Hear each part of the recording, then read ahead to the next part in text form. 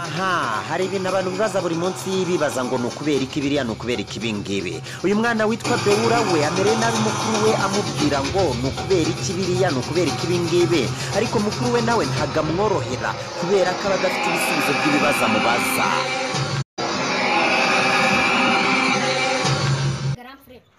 Navumbuye umushinga. Suzi ko mu myaka ya kera habayeho dragon. Urazizi? Dragon se wapinge nazo nzi. Nawe kambanze gusobanurira. Ubundi dragon ni igisiga cyabayeho kera.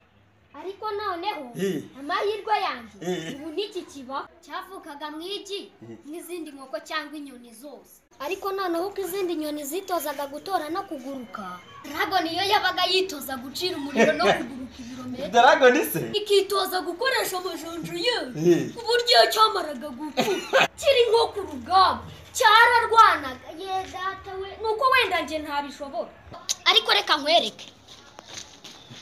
Nasugiye ko aya mazi ngiye kunywa, reka tuvuge ko ari nk'umuriro wa dragon.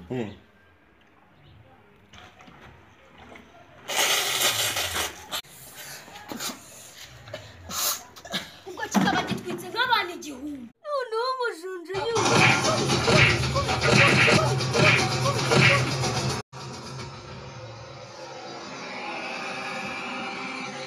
noneho iyo cyagurukiraga umuntu mu kirere.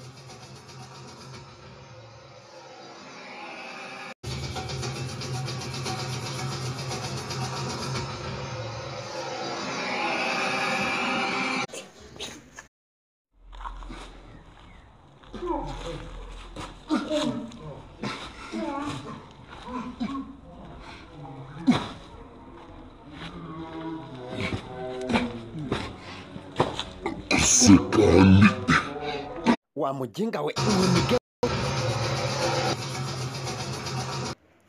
mujinga we chiwawa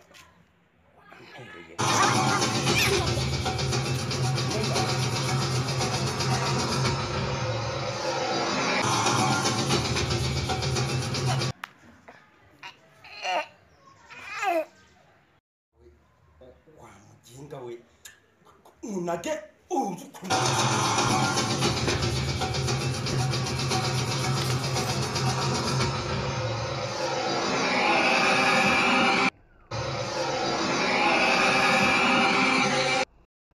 Yes, mwakoze cyane Beura agiye atatubwiye ni kubera iki uyu munsi, ndetse aduteganyije kutujyana mu mishinga ye ya Dragon. Birabemeze bitekurikira agace gakurikiraho kuri Duhindure TV.